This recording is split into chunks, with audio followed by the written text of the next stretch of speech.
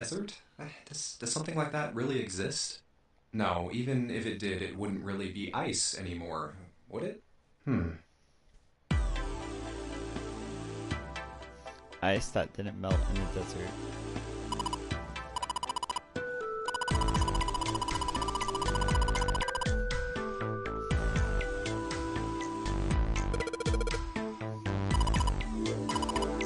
Would it be like alcohol?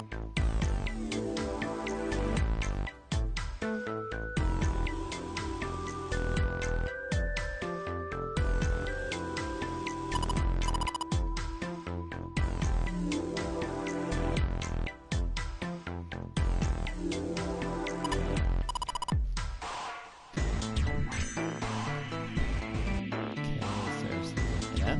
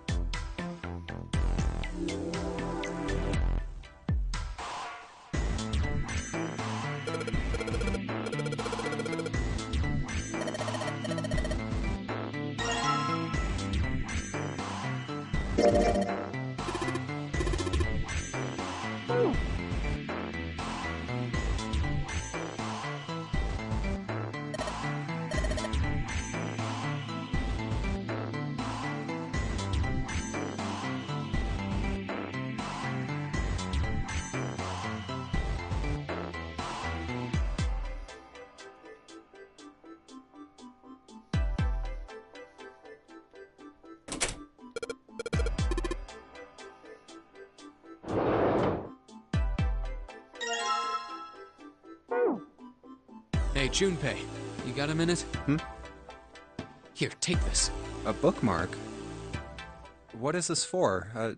Do you want me to read a book? I found it in between some of the cushions on the sofa. Pretty sure it ain't gonna be any help to us, but I figured we might as well hang on to it. Then why don't you hold on to it?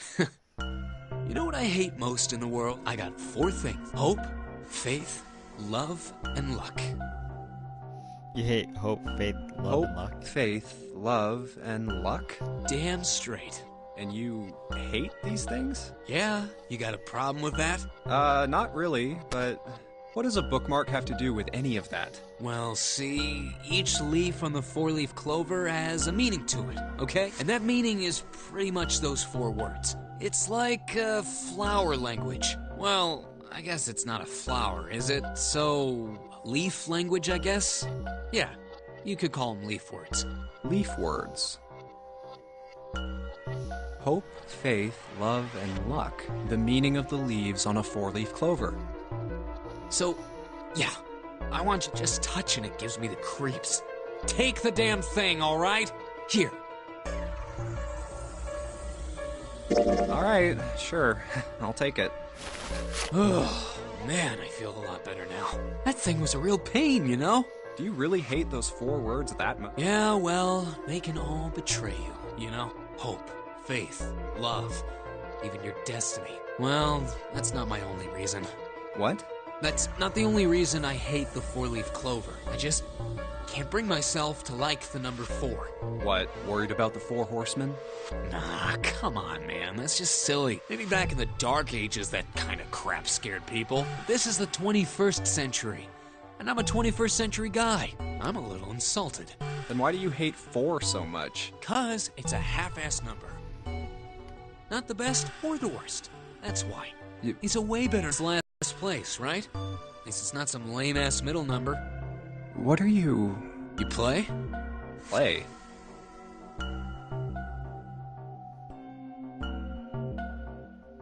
You mean like gambling? Yeah, of course. What else would I mean? In Baccarat, the best possible hand totals 9. They call it Le Grand. But the lowest, most worthless cards, zeros, they call monkey. Just like the guy in charge of this game, huh? Zero's a monkey. What?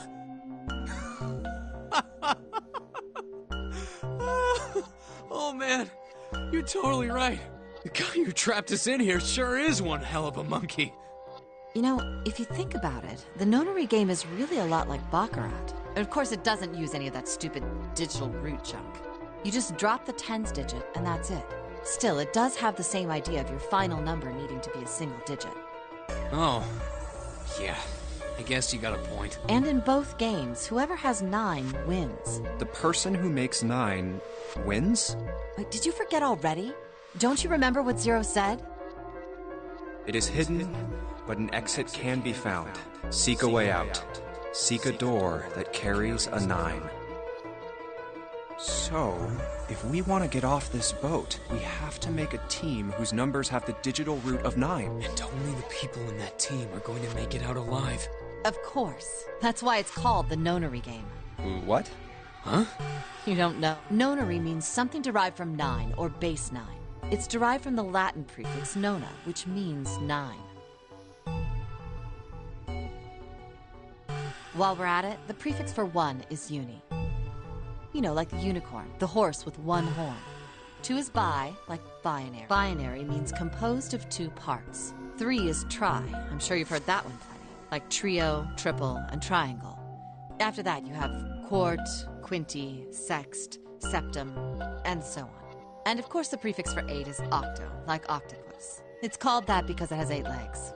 Get it? I see. So then Nona means 9. So, how many of us are trapped on this ship? That'd be 9. And what are the bracelet numbers we have? They go from 1 to 9. And our time limit? How many hours did we have? Zero said 9 hours. And finally, to get out of this ship, We need to find the door with a 9 that's hidden somewhere in the ship. By making a team with the digital root of 9. and there you have it. The number 9 is everywhere in this game. He's got a real theme of 9s for this whole thing. No wonder it's called the nonary game.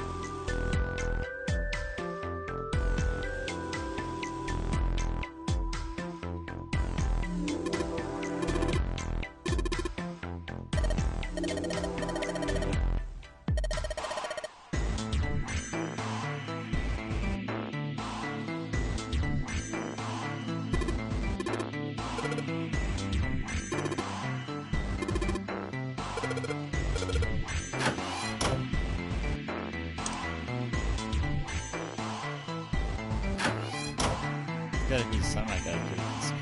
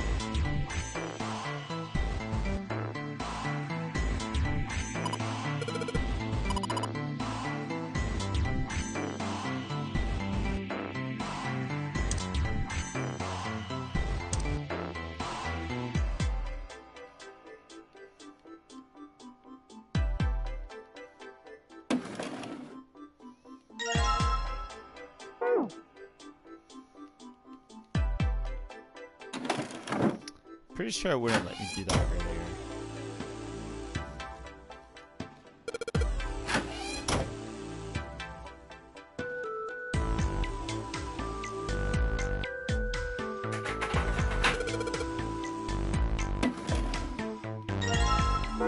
So 4, that's 2.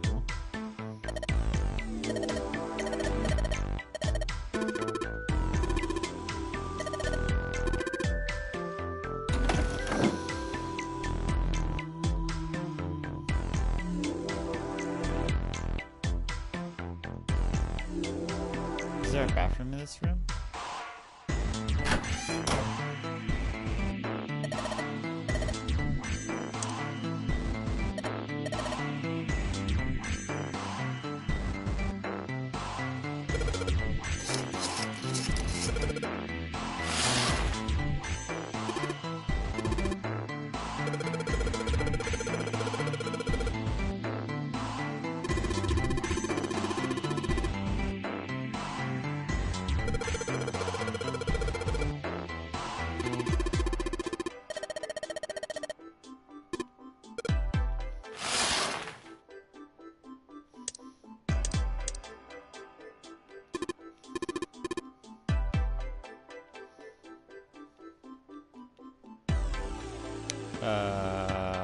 Did that do nothing?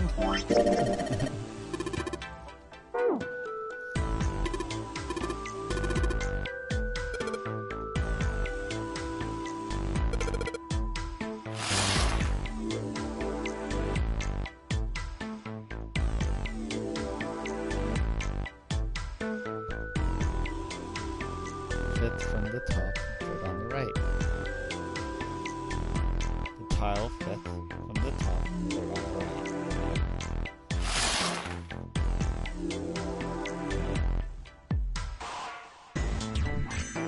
Fifth from the top, third on the right.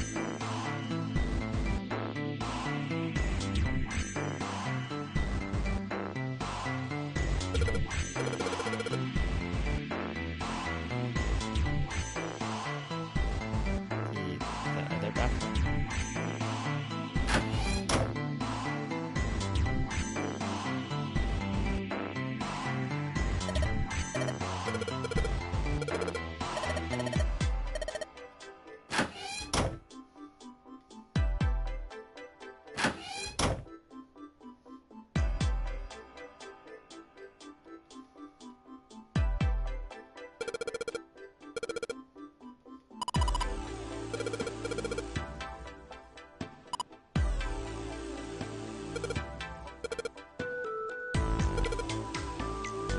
the fifth one from the top. And the third one from the right.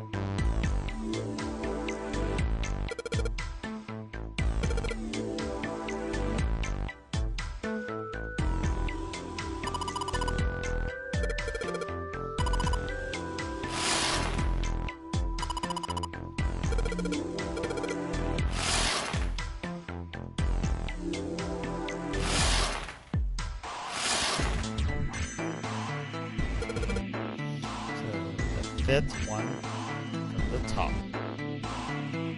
So 1, 2, 3, 4, 5. So 1, 2, 3, 4, 5. There to the right.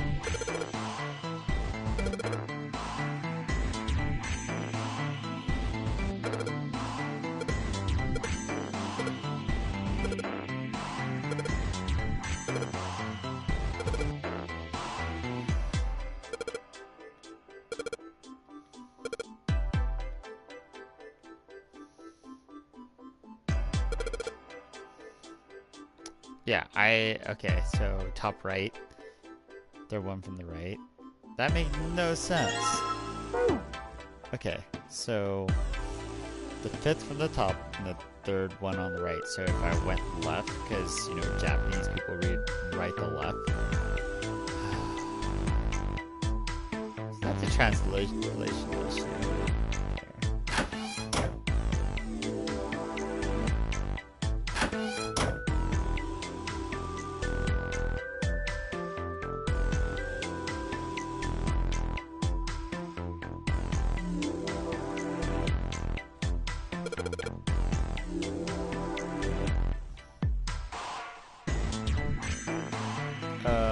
Geez, I don't remember what the picture looks like.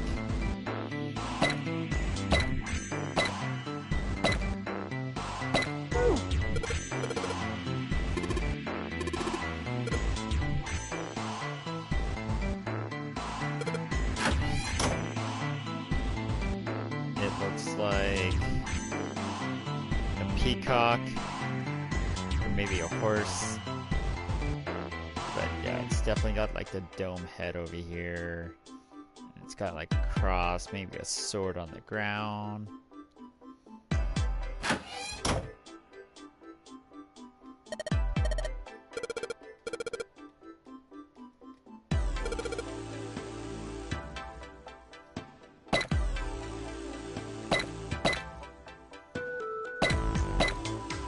Sword on the ground.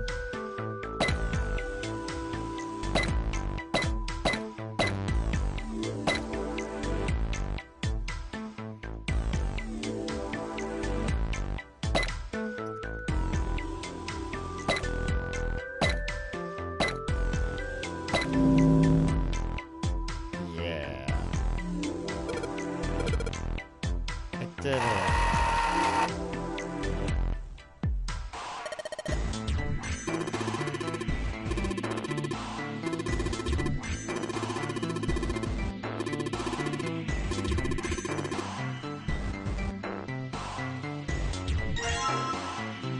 It's the Mars key. What's the deal with this picture anyway? I think I've seen this picture before. Where? In a book. There's a British biochemist named Sheldrake. He has a rather interesting theory. I saw this picture in his book. What's this interesting theory? Morphogenetic fields, which relies on the theory of morphic resonance. Man, I can't deal with this. Just listening to you talk about it is giving me a headache. It's not a difficult concept to grasp. In essence, he states that the shape of living organisms and their behavioral patterns are transmitted through a field not visible to the eye.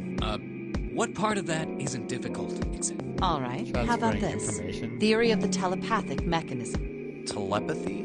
Yes, telepathy. Well, perhaps not exactly telepathy, but it's close enough for a simple approximation. Are you serious? Who do you think we are? Kids from the 70s? I can't believe Like someone would actually do mitochondria? serious research on something like that. Yes, I agree. I read the book, but I can hardly say I understood it. I'm in no position to defend or condemn anything it said. It was probably just someone latching onto a statistical outlier from some study and turning it into a ridiculous theory. There's no scientific merit to any of it, I'm sure. But even so, Anyway, I saw a picture like that one in his book. Hey, what do you think this picture looks like? What do you mean? Isn't it just like abstract or something like that? It's just black and white scribbles. There's no meaning there. What about you, Junpei? Does it look like anything to you? I guess it looks like...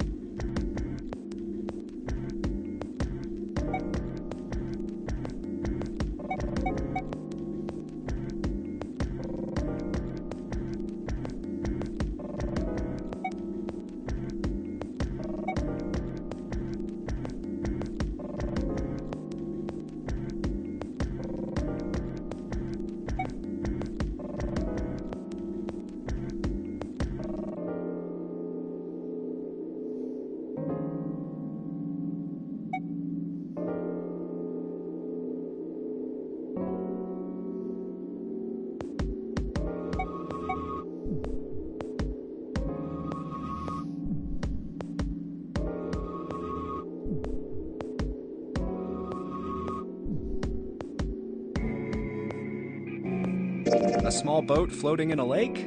That's the front of the boat, and then there's the oars sticking out. Nope. You're wrong. This is a dog. See? Like this. I don't see the dog. I still don't see the dog. So, now we know what it's a picture of, but I don't see how that helps us. A TV show from Great Britain did an experiment once. They took two similar pictures. Both of them were difficult to identify, initially. But once you figured out the answer, you couldn't see it as anything else. These two pictures. The first was a woman wearing a hat. The other one, well, to make it easier, let's just say it was this picture of a dog. So, their experiment. First, they sent the picture to other parts of the world, outside the reach of British airwaves, to Ireland, the US, Africa, Europe. Then, in each country, they gathered a number of test subjects. They were shown the two pictures and asked, what does this picture look like to you? The results weren't really interesting on their own.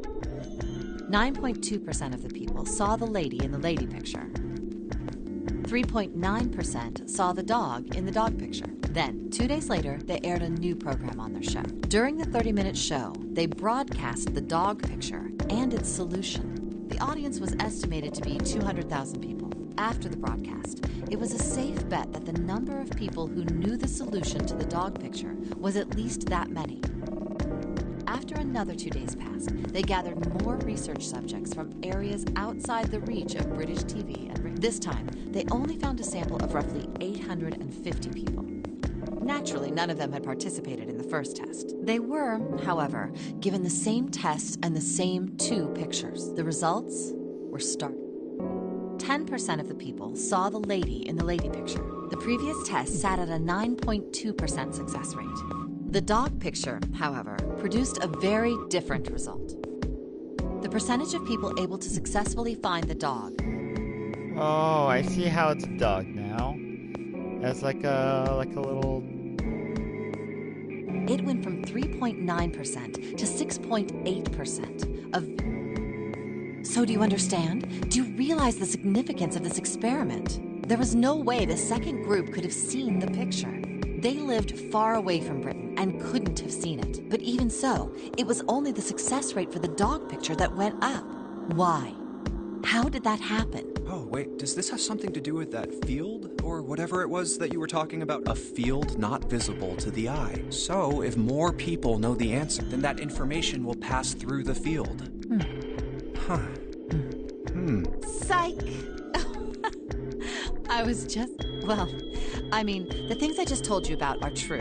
They really did happen. But the results of that experiment really aren't anything to go by.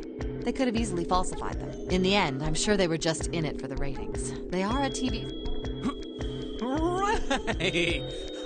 Man, I gotta admit, you had me there for a minute. I, really thought you were serious.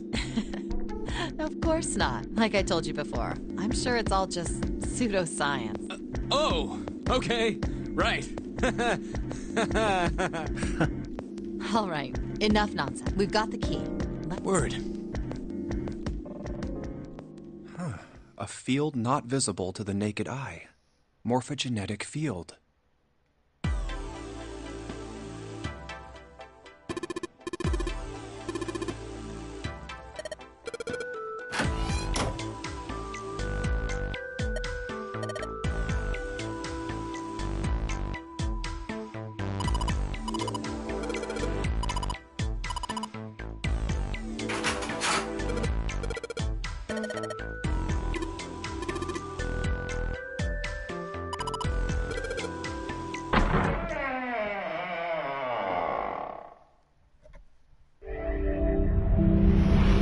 I found it! Ah, another hallway.